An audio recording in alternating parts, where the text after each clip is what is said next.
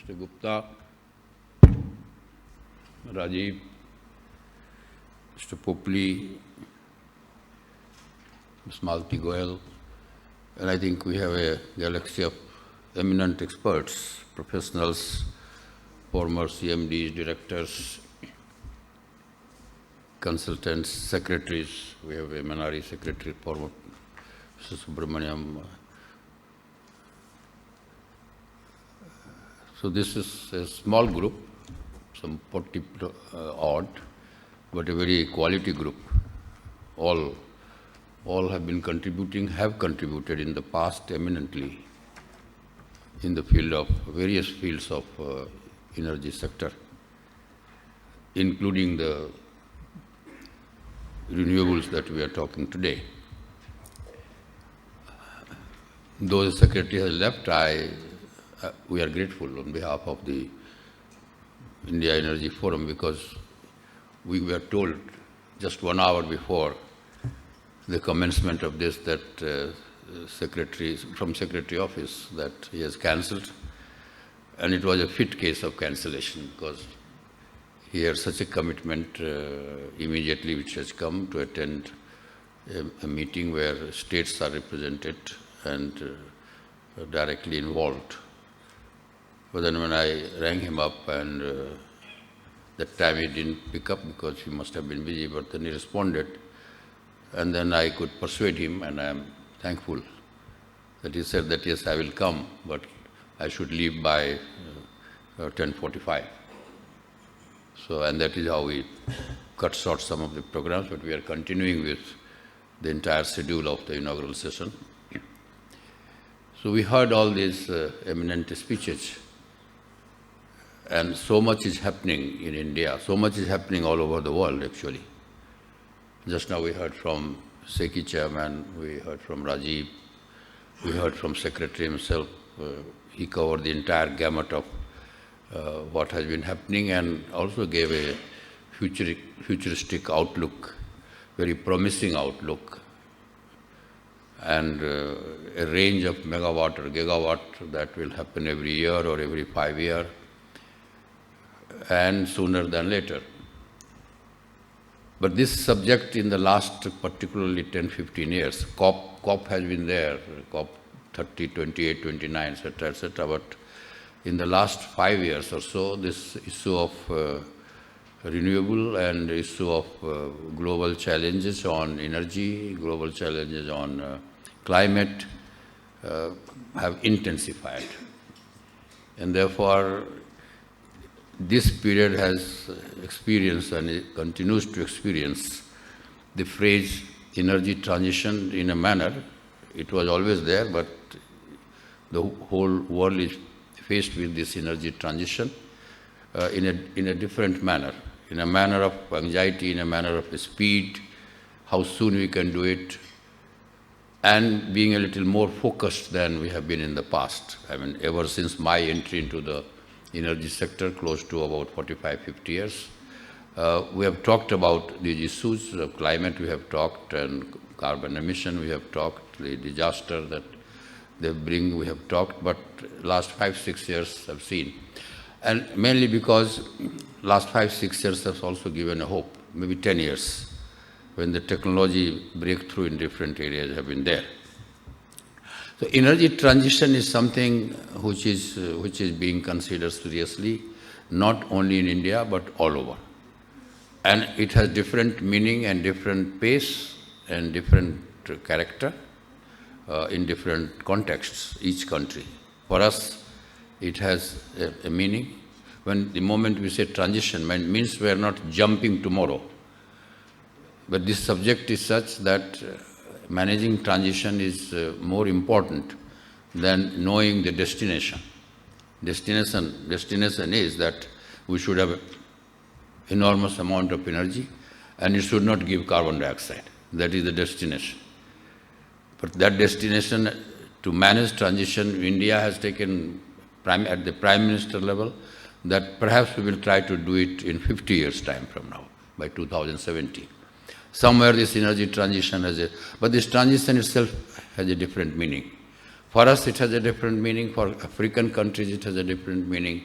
For a country like G7, G8 group in the beginning, now part of the larger group, it has a different meaning. From USA, it has a different meaning. In cases where they have access is not the issue. Equity of energy access is not the issue. Transition has a different meaning. That perhaps there the per capita emission of carbon dioxide is a bigger issue.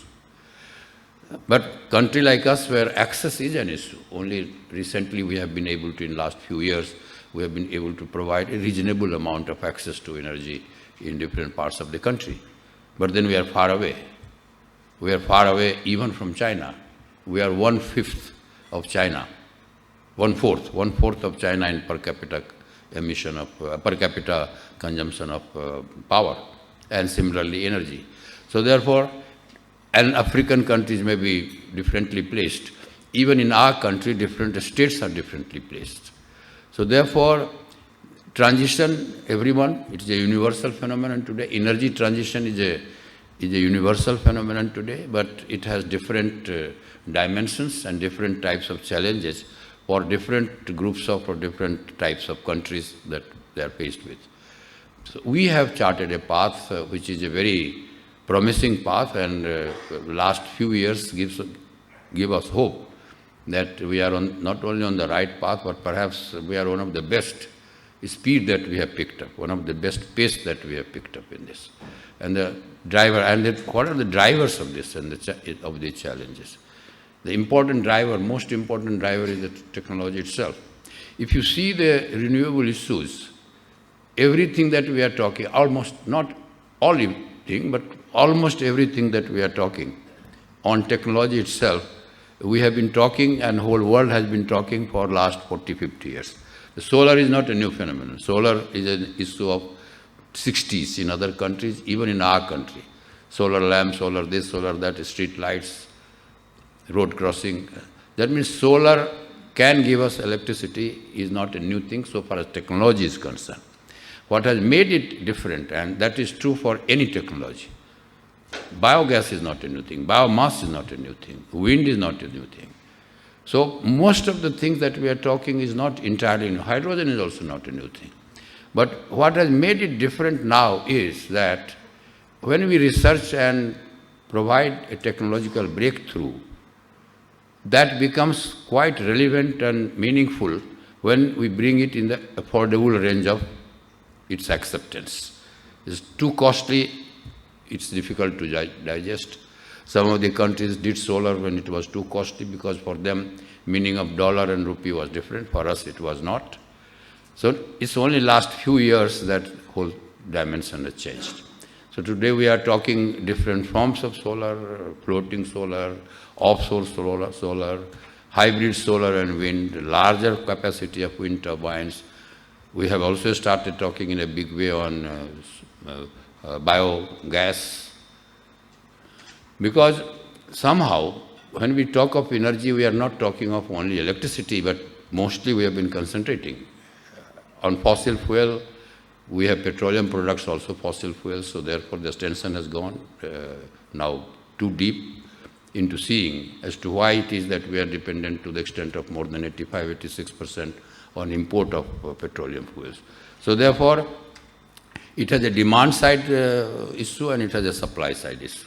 Supply side issue has been discussed and even now being discussed in a much bigger way. Demand side issue has got started to be discussed.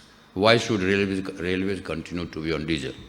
Why should our entire transport should be on petrol and diesel? So that means now the demand side issues have also come into the focus. So you have technology side dimension, we have consumption side and demand side dimension, and of course we have the supply side dimension. Where attention has gone, as Secretary mentioned about our manufacturing capacity. Manufacturing capacity in terms of not only renewable power, but manufacturing capacity had a mismatch in India even on conventional power.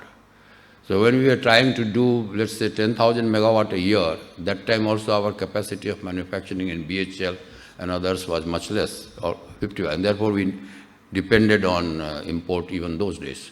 Here the dependence is much more.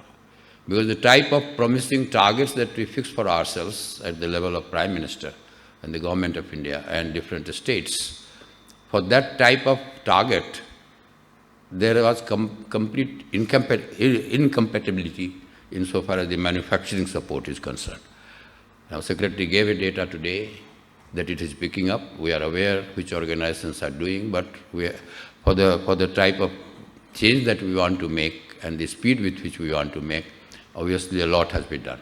And when you talk of manufacturing capacity, say solar, question is not only certain aspects of manufacturing. One of the organizations has come in a big way. It's not only producing 10 or 5 gigawatt of manufacturing capability in terms of module, but how much dependence is still continuing to be on import. So there you come to the question of many things. Minerals, you come to the question of different components of what goes into solar manufacturing. So therefore, that is an area where a lot is required to be done, and good part is being done. Never before industry has embraced this in a big way as it is now, on trying to commit hydrogen production in a big way, in different technology of hydrogen. At least there is a struggle to see how best we should have the system, the technology, which makes it all safe, transportation safe, and also affordable price. So every area, I think, breakthroughs are happening. In manufacturing, whether this breakthrough is happening through our internal research and development efforts, or we are trying to adapt, that is an area where is a gap area. And that is true for not only energy sector, that is true for all. Because somehow on research and technology development, government efforts have been there, industry efforts have been much, much less. But I see awakening up that something needs to be done. That means, are we always looking at, earlier we were looking at West, now we are looking East. Are we always looking at others that somebody should research, or we should also do? That is definitely a gap area. Formation of SECI, I was talking to Mr. Gupta. When Girish Pradhan was there, that is the time we talked here, just come from Ministry of Power to occupy this Renewable Energy Secretary. And then we talked that should we have a driving organization like IREDA, which Mr. Popley headed for many years. IREDA was an organization, but IREDA was like a PFC of Power Ministry. So then we discussed this and said, which is your implementing organization or implementation coordination organization in Ministry of New Energy? Because early part of renewable in our country, of course, Renewable Ministry itself was a part of Department of Power earlier. So it's separated from there to give a specific focus on this. So we talked, what do we do institutionally? And in that brief talk, and Tarun Kapoor was Joint Secretary at that time, what emerged is that perhaps in addition to what Ministry of New and Renewable Energy has in the form of IREDA, which is a financing arm of it, it should have something, some organization which should see and which should drive development of projects. It should not totally leave. The phrase that we used at that time, which is the NTPC of Ministry of New and Renewable Energy. It has happened that it has, I was talking to him, it has happened in a significant way and a good amount of progress has been made. But I would definitely see that really it also directly, because that gives the financial muscle, the organizational muscle.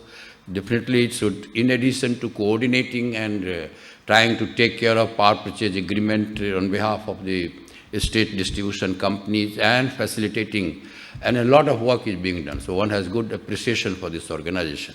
But should this organization outgrow into also becoming, in addition to only development from outside, also taking some role? Because that will give it a real financial muscle to influence a larger scale development in the energy sector.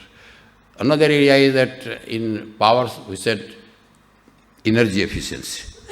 When I said demand side management, it's not only consumption pattern. Should the consumption pattern in cooking change? Should the consumption pattern in transport change? And it has started happening. Another area of demand side management was efficiency. Why should you consume more energy when you can optimize energy consumption? Now time has come that the way we had Bureau of Energy Efficiency, we should have Bureau of Renewable Energy. That means to what extent industries, steel industry, fertilizer industry, these are the industries which we picked up, aluminum industry, which use heavy amount of energy. So at that time the thrust was, should we not optimize on the quantum of energy that goes into production? And it has done a great amount of job, Bureau of Energy Efficiency. We should also see how the energy consumption in these industries happen in a manner that it shifts from fossil fuel-based energy consumption to renewable energy consumption. So these are some of the areas. Definitely if we have Bureau of Energy Efficiency, perhaps a Bureau of Renewable Energy, which should then guide, which should formulate, and such should facilitate that renewable energy is not only an issue of supply side management, but demand side management, not only shifting the pattern of consumption, but how it is consumed. So these are some of the thoughts which will continue to be discussed, will be discussed. India, one should be happy. We as professionals should happy. We are going through a period which we had never experienced in the past, very satisfying period. And I'm 100% sure that the way the efforts are on in private sector, in public sector, in government, definitely these targets will be met. Thank you very much.